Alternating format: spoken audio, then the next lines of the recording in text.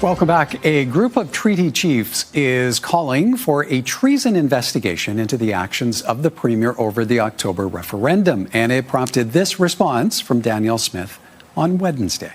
I would ask the treaty chiefs to check themselves because we have a very collaborative relationship between our government and our ministers. I want that to continue.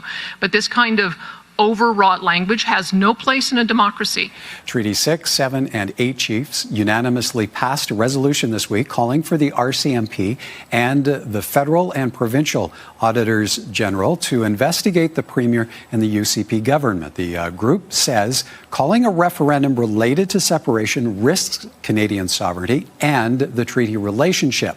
It also says the group also says the government failed to take action when a separatist group obtained a list of electors. Chaldeans, how serious a situation is this for treaty chiefs to raise the issue of treason, and how worrisome might this new referendum element be for the Premier and her government? Michael, this is worrisome. This is really the kind of language that you don't expect.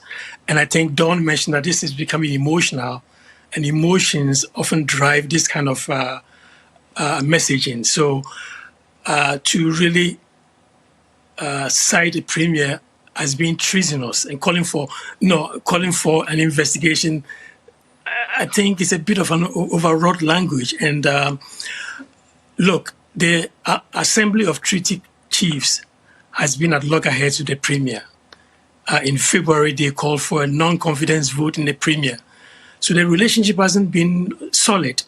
And I think the separatism issue, which really goes to the heart of issues of concern to First Nations around treaty rights, is beginning to drive the emotional rhetoric. And I think that people should tone things down.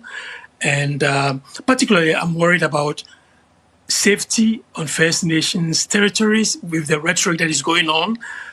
So I think the Premier and the First Nations should really work out the relationship, rebuilding exercise, and get things on a proper footing here.